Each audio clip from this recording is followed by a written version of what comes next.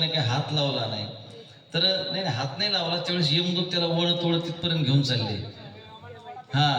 देवराज आरडतो, देवराज आरडतो आणि त्यानंतर मला नेऊ नका. त्या क्षणी त्या ठिकाणी भगवान शंकराचे जे दूत आहेत तिथे प्रगट झाले गण, आणि त्या ठिकाणी त्यांनी देवराजाच्या हाताला धरलं. हे त्याला इकडे ओढतात, असं फक्त हात मोडू नका देवराजांचा.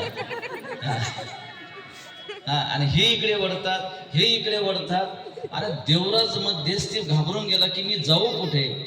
त्यावेळी त्याकडे शेवट दोघही थांबले. अरे बाबा म्हटलं की बाबा हे आमचं गिऱ्हाईक आहे. कोण म्हणतंय? यमदूत म्हणतात हे आमचं गिऱ्हाईक आहे, आणि देवदूत काय म्हणतात? हे आमचं गिऱ्हाईक आहे. दोन्ही पकडून धरलं.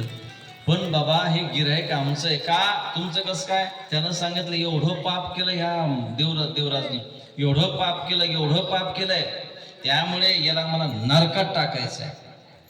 त्यावेळेस हे स्वर्गातले देवदूत काय म्हणतात? नाही, यानं मरत्या वेळेस एवढं पुण्य केलं म्हणून याला नरकात नाही, याला स्वर्गात टाकायचंय. येतो हिचे भांडण मध्ये कोण? हा देवराज आहे. त्यावेळेस नाही तर कसं काय याने कोणतं पुण्य केलं? जीवनात यानं कोणतं पुण्यच केलं? म्हणजे केलंय पुण्य कोणतं आहे? कारण जो माणूस हा परमार्थ करतोय कशा करता?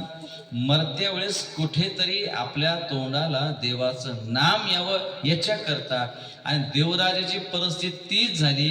मरत्या वेळेसच देवराजाच्या मुखाला आणि कानावर भगवंताची ही शिवकथा पडल्या कारणाने याचं संपूर्ण पाप हे भस्म झालं. कारण जगात हे सर्व महान पाप भस्म करणारे हे महान औषध म्हणजे भगवान सदाशिवांची कथा आहे.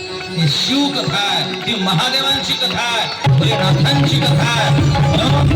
देवराजाच्या जीवनातलं पाप हे भस्म झालंय. हे स्वर्गातले देवतांनो, हे यमदेवतांनो, याला तुमचा अधिकार नाहीये, आमचा आहे. सोडा. आणि देवदूताने त्याने ओढलं इकडे, आणि स्वर्गातले देव जे यमदूत नुसतं पाहत बसले आणि त्याला ओढत लगे रूम मध्ये घेऊन गेले बस. आणि त्याच्यानंतरही वडत घेऊन गेली स्वर्गामध्ये. म्हणजे शिवकथा सांगते की एकदाही शिवकथा कानावर पडली तर माणूस नरकात जात नाही. कुठे जातो? स्वर्गामध्ये. प्रत्यक्ष दृश्य हे आज आपल्याला पाहायला मिळालं. एकदा महाराजा करता जोरात टाळी झाली पाहिजे.